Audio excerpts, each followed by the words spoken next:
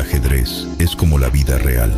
El juego sigue hasta que pierdes el rey, no el caballero, no la reina. Caerán piezas, pero el juego continúa.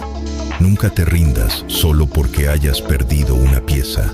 Y nunca olvides que tú eres la pieza más valiosa de todo el tablero. Concéntrate y gana la partida. Hola, soy Mari la astronauta y estoy viajando por diferentes mundos en el tiempo.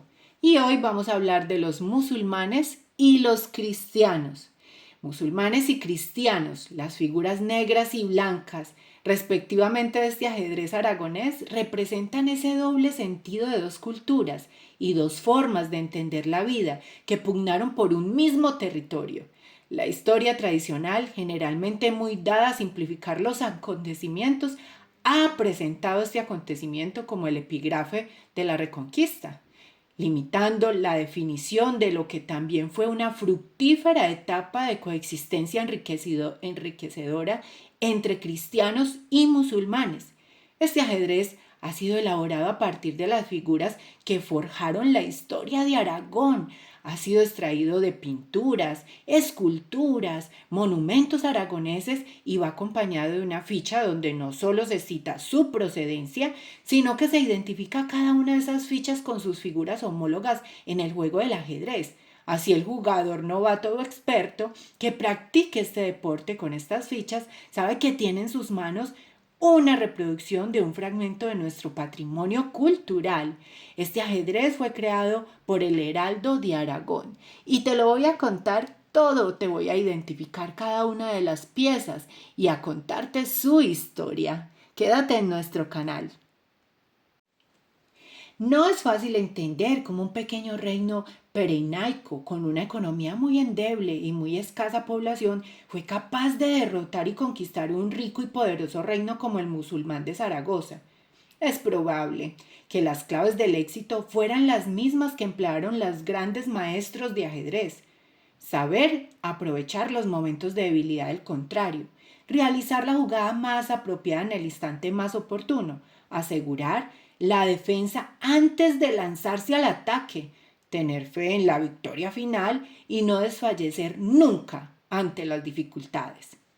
Soy Mariluz, la astronauta del ajedrez, y sigo viajando por el universo de la historia en este mundo de aragoneses y musulmanes. Ahora les comento quién es el rey. El rey es sin lugar a dudas la pieza más importante en este juego. Perdida el rey, perdida la partida. Su escasa movilidad salta de casilla en casilla en cualquier dirección, la convierte en una pieza lenta, débil, tiene la opción de capturar de la misma forma como se mueve.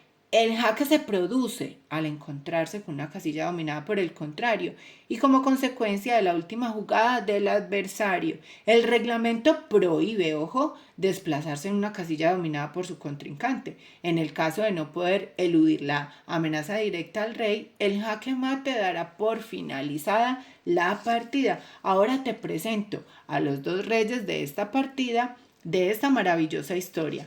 El rey Claro, reproducir una escultura destinada al Palacio Real de Barcelona, ahora en la Catedral de Génova, en alabastro, policromado, obra del escultor Jaime Cascallas, hacia 1350. Durante algún tiempo, este soberano se identificó como el emperador Carlomagno, 774 a 814, pero ahora se sabe que esta figura en realidad es un retrato bastante fidedigno del rey Pedro IV de 1336 a 1387, cuyo reinado fue el segundo más largo de todos los reyes de Aragón. Ahora hablemos del rey negro, oscuro. Este rey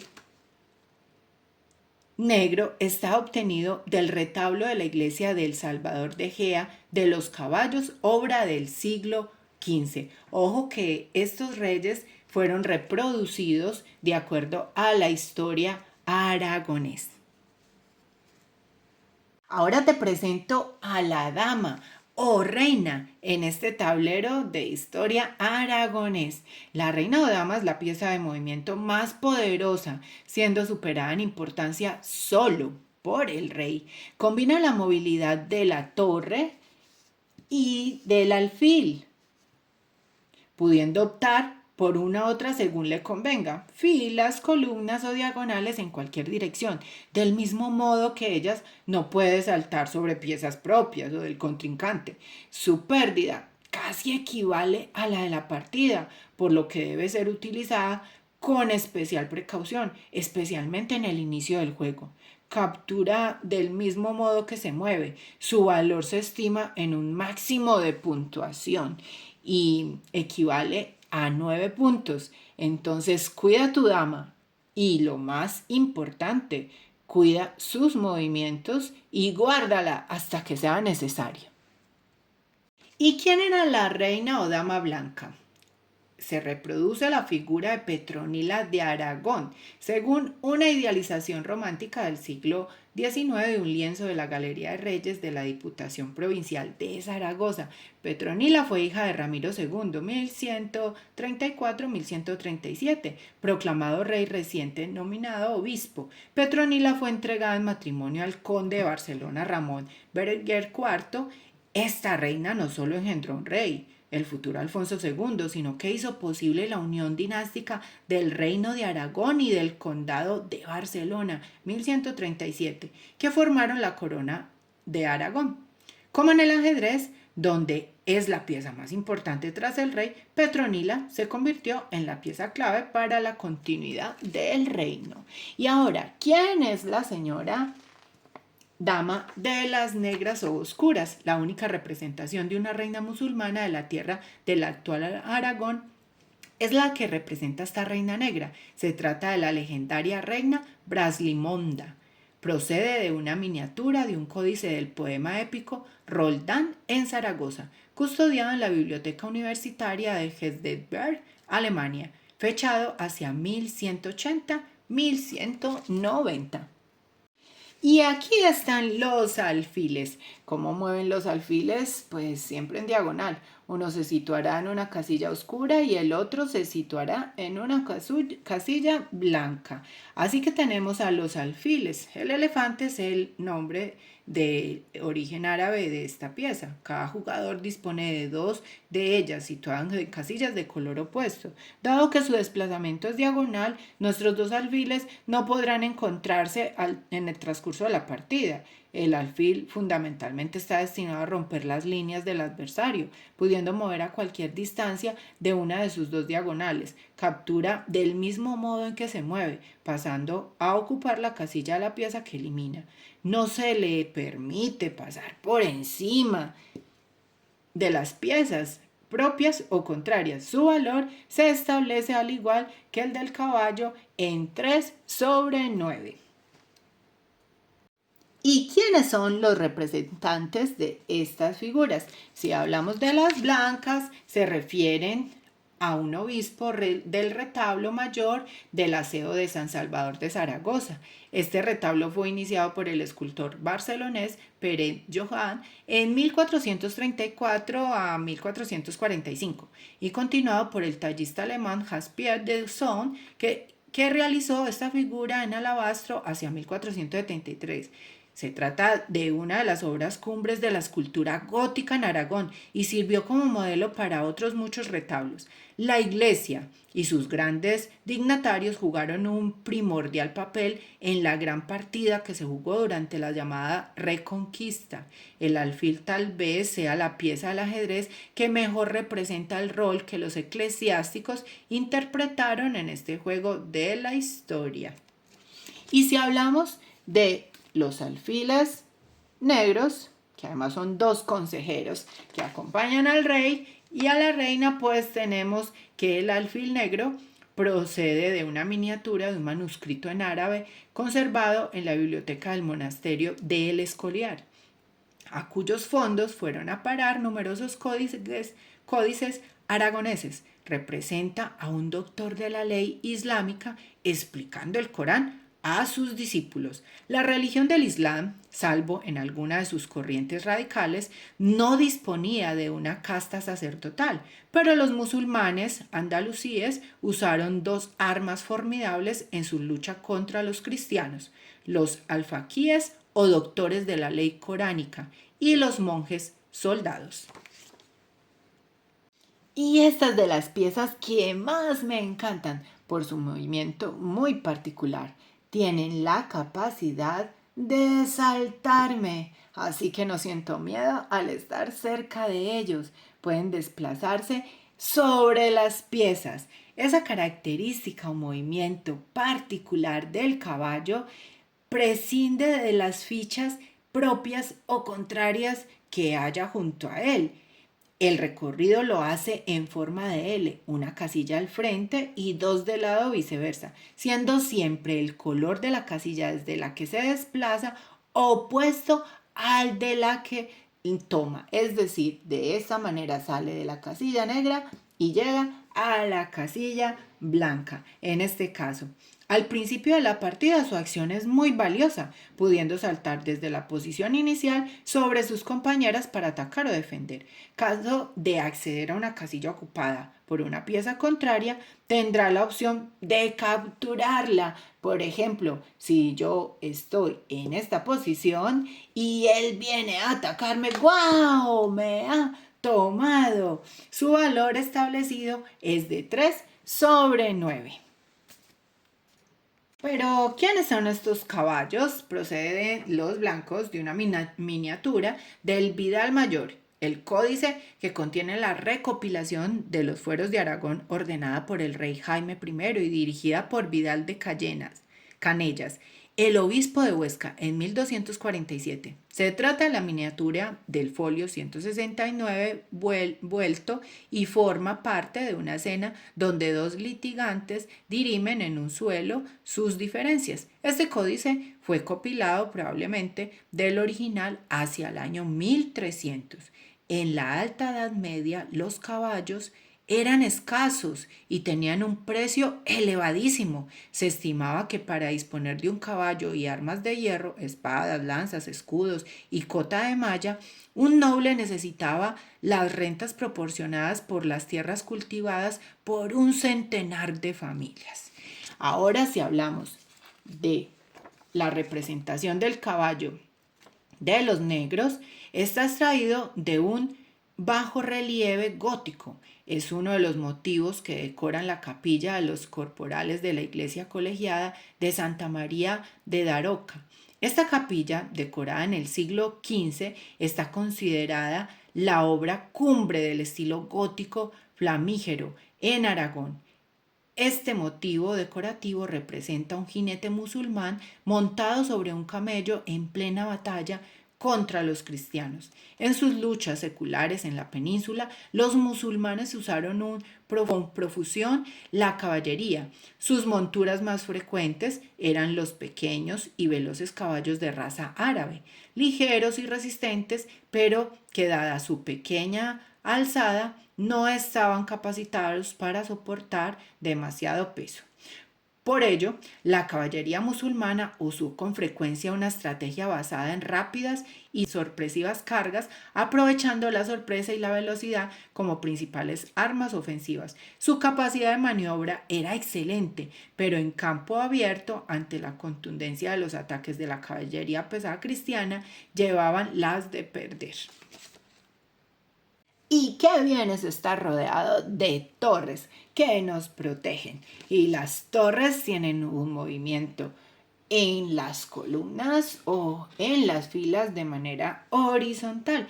Es una pieza esencial de importancia solo inferior a la reina. Se le reconoce por sus almenas como la de las murallas de un castillo, situadas 2 por contrincante en los extremos al inicio de la partida. Puede desplazarse por 14 casillas de las filas y columnas de su posición, siempre y cuando se encuentren libres.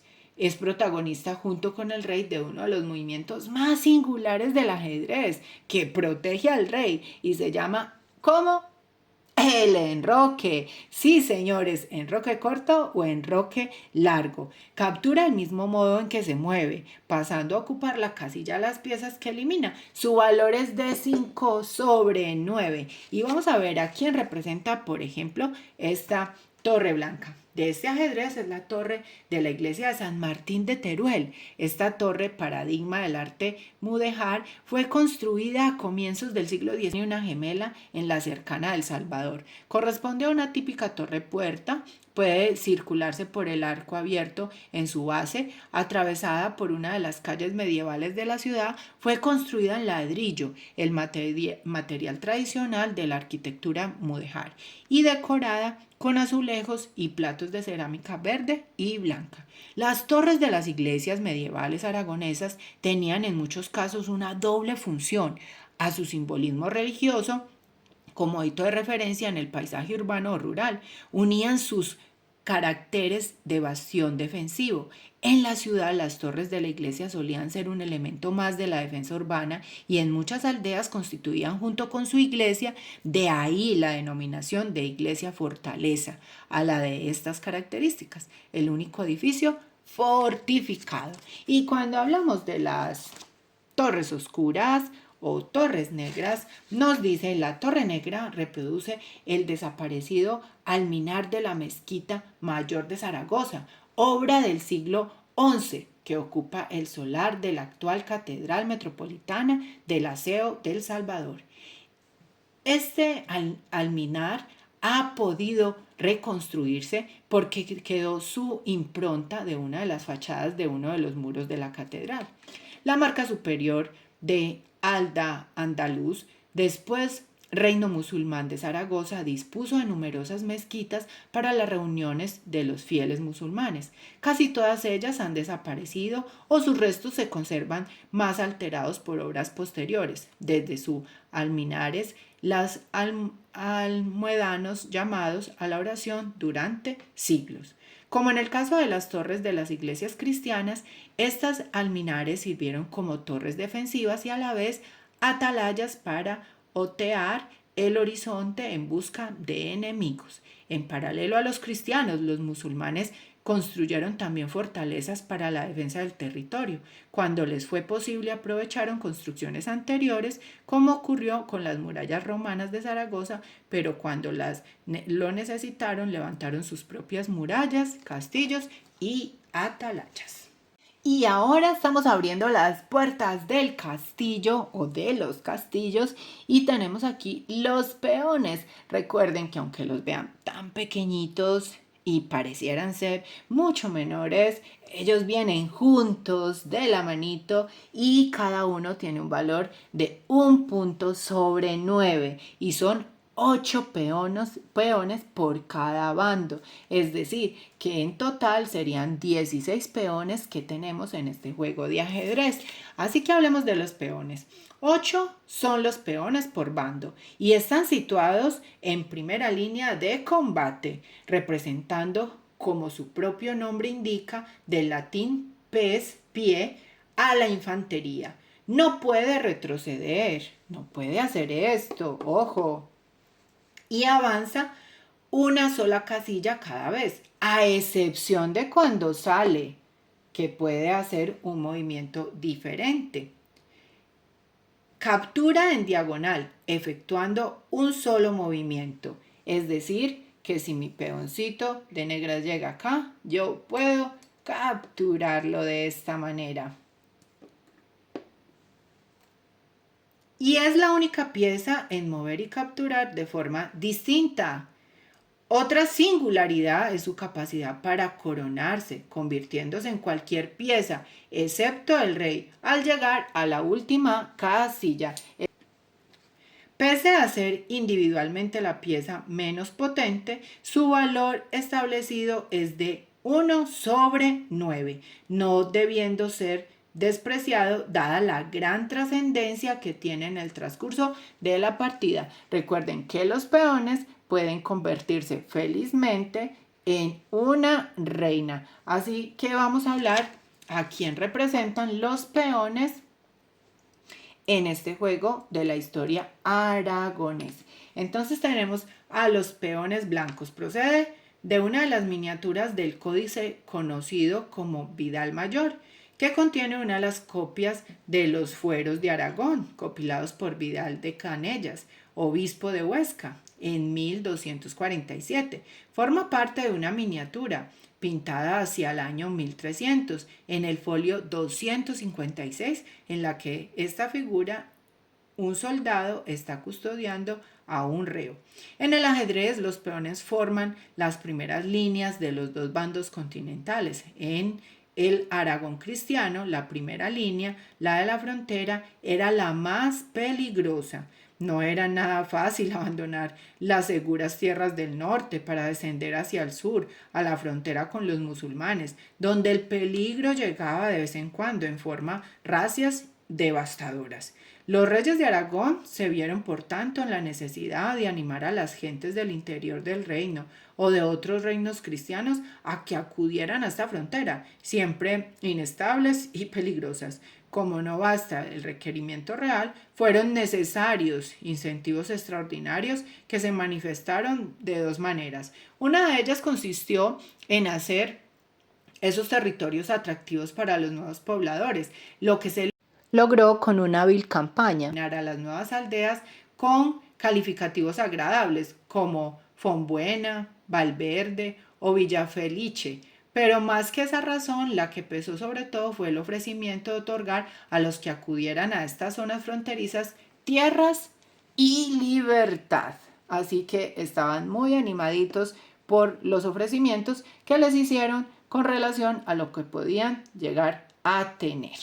Y luego nos vamos a los musulmanes. Vamos a ver qué tenemos en los musulmanes. El peón negro procede de una miniatura del Vidal Mayor, el códice con la recopilación de los fueros de Aragón ordenada a hacer por el rey Jaime I, dirigida por Vidal de Cayenas, obispo de Huesca. Tenemos la misma historia. Tras la conquista y ocupación del Valle de Ebro por los musulmanes, fueron varios los grupos que repoblaron este territorio. La mayor parte de la población indígenas se convirtió al Islam y desde entonces vivieron como musulmanes. Pero del norte de África, de Siria, incluso de la misma Arabia, acudieron migrantes que se mezclaron con la población autóctona. Así estos grupos constituyeron la base de los contingentes musulmanos que resistieron al avance de los ejércitos cristianos. Los indígenas, llamados muladíes, abundaron sobre todo en la tierra de Huesca y de Zaragoza. Los árabes se establecieron en Zaragoza y al sur del Ebro y por fin grupos bereberes norteamericanos lo hicieron en varias localidades a las que dieron su nombre tribal. Así que aquí tienen la historia de Aragón y el mundo cristiano, musulmanes, todo lo que fue en esa época la historia. Y yo sigo viajando, sigan amigos jugando ajedrez. Mariluz sigue viajando por los universos de la historia y las culturas del ajedrez. Los invito a que sigan jugando, a que abran las puertas de su castillo, a que busquen el centro y a que desarrollen sus piezas y protejan al rey. Muy observadores, astronautas ajedrecistas.